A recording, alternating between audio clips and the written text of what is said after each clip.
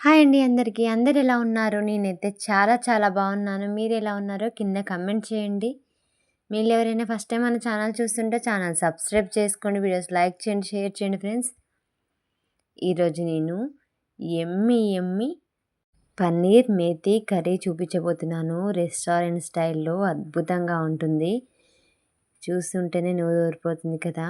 చాలా చాలా టేస్టీగా ఉంటుంది. అది ఎలా చేయాలో ఇప్పుడు చూపిస్తాను.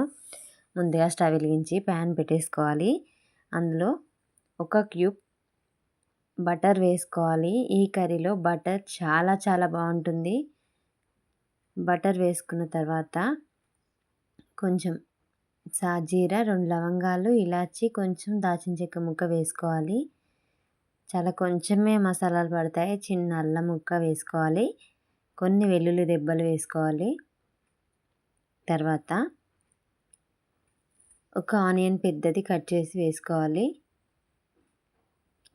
ఇవి అన్నీ వేసుకున్న తర్వాత ఇప్పుడు అందులోకి 5, 6 జీడిపప్పులు, 5, 6 బాదం పప్పులు వేసుకొని కొద్దిసేపు ఫ్రై చేసుకోవాలి. మంచి కలర్ వచ్చేదాకా ఫ్రై చేసుకోవాలి. మరి మాడద్దు. కొంచెం ఆనియన్స్ మెత్తబడితే సరిపోతుంది.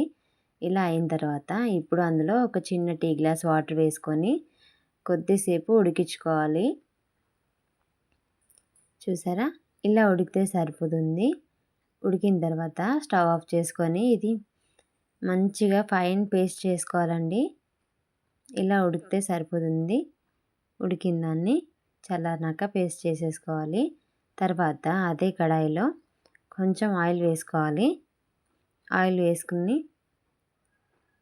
పన్నీర్ పీసెస్ని అందులో వేసుకొని ఫ్రై చేసుకోవాలి. మంచి గోల్డెన్ కలర్ వచ్చే వరకు ఫ్రై చేసుకోవాలి. మనకి లేయర్ అర్థమవుతుంది కదా, క్రిస్పీగా అయ్యేంత వరకు మాడకుండా మంచిగా ఫ్రై చేసుకోవాలి. ఈ కర్రీ అనేది అన్నంలో అయినా, చపాతీలో అయినా, పరోటాలోకైనా చాలా చాలా బాగుంటుందండి. చూసారా? ఈ కలర్ వచ్చేంతవరకు మంచిగా ఫ్రై చేసుకోవాలి. ఇలా ఫ్రై అయిన వాటిని ఒక ప్లేట్లోకి తీసేసుకోవాలి. ఇలా అన్నిటినీ ప్లేట్లోకి తీసుకున్న తర్వాత ఇప్పుడు అదే కడాయిలో ఆయిల్ ఉంటుంది కదా, అందులో ఇంకొక బటర్ క్యూబ్ వేసుకోవాలి. వేసుకున్న తర్వాత ఇప్పుడు అందులో కొంచెం అంటే కొంచెమే సాజీరా వేసుకోవాలి. తర్వాత సోంపు వేసుకోవాలి. ఇందులో సోంపు ఫ్లేవర్ అనేది చాలా బాగుంటుంది. కొంచెం సోంపు వేసుకున్న తర్వాత ఇప్పుడు మెంతం కూర ఇలా చిన్న చిన్నగా కట్ చేసి వేసుకోవాలి. ఒక 4 కట్టల మెంతి కూర వేసుకుంటున్నాను నేను. ఇది మొత్తం దగ్గరికి అయ్యేంత వరకు ఫ్రై చేసుకోవాలి. చూసారా? మనం ఇంత మెంతి కూర వేసినా చాలా కొంచెమే అవుతుంది. ఇంత తక్కువైంది కదా. ఇది మొత్తం దగ్గరికి అయ్యేంత వరకు ఫ్రై చేసుకోవాలి. ఇది పచ్చిగా ఉంటే చేదు వాసన వస్తుంది, చేదు ఉంటుంది. అలా కాకుండా చిన్న మంట పెట్టుకొని దగ్గరికి అయ్యేంత వరకు మూత పెట్టి ఉడికించుకోవాలి. ఇలా మొత్తం ఫ్రై అయిన తర్వాత ఇప్పుడు మనం అందులో మనం మిక్సీ పట్టుకున్న పేస్ట్ ఉంటుంది. ముందుగా మిక్సీ పట్టుకున్న పేస్ట్ ఉంది కదా, అది అందులో వేసేసుకోవాలి. ఇది మనం ముందే బాయిల్ చేసాం కాబట్టి ఎక్కువసేపు ఉడకాల్సిన అవసరం లేదు.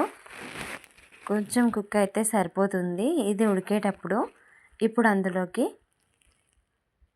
పసుపు, ఉప్పు, కారం, ధనియాల పొడి, గరం మసాలా వేసుకోవాలండి. ఇవన్నీ మన రుచికి తగినంత వేసేసుకోవాలి.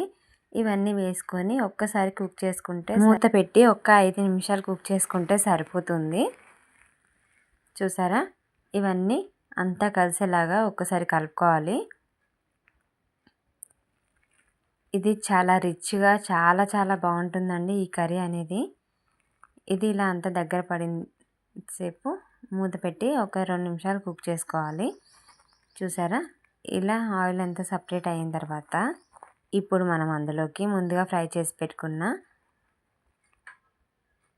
క్యూబ్స్ ఉన్నాయి కదా, పన్నీర్ క్యూబ్స్ అందులో వేసేసుకోవాలి.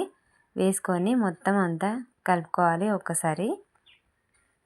పన్నీర్ క్యూబ్స్ వేసుకున్న తర్వాత ఎక్కువసేపు కుక్ చేయాల్సిన అవసరం లేదు. మూత పెట్టి ఒక 2 నిమిషాలు కుక్ చేసుకుంటే సరిపోతుంది. చూసారా ఎంత చక్కగా ఉడికిందో. ఇప్పుడు మూత తీసి ఫ్రెష్ క్రీమ్ వేసుకోవాలండి. మీ దగ్గర ఫ్రెష్ క్రీమ్ లేకపోతే పాల మీద మీగడ ఉంటుంది కదా, అదైనా వేసుకోవచ్చు. వేసుకున్న తర్వాత ఒక 1 మినిట్ అయిన తర్వాత చివరిగా కొత్తిమీర వేసేసుకొని స్టవ్ ఆఫ్ చేసుకుంటే ఎంతో కమ్మగా ఉండే కర్రీ రెడీ అయిపోతుందండి. చాలా చాలా బాగుంటుంది. చపాతీలోకైనా, అన్నంలోకైనా, పరోటాకైనా చాలా చాలా బాగుంటుంది. ఎంతో అద్భుతంగా ఉండే పన్నీర్ మేతి కర్రీ రెడీ అయిపోయింది. చివరిగా కొంచెం ఫ్రెష్ క్రీమ్ వేసుకొని ఒక బటర్ క్యూబ్ పెట్టుకుంటే ఎంత బాగుంది కదా చూడటానికి. చాలా చాలా బాగుంటుంది. తినడానికి కూడా చాలా చాలా బాగుంటుంది. తప్పకుండా ఈ కర్రీ ట్రై చేయండి. ఇప్పుడు చలికాలం కదా, మెంతి చాలా చాలా బాగా వస్తుంది. ఈసారి ఇలా ట్రై చేయండి. ఒక్కసారి ఎలా ఉందో కింద కమెంట్ చేయండి. Thanks for watching. Bye bye.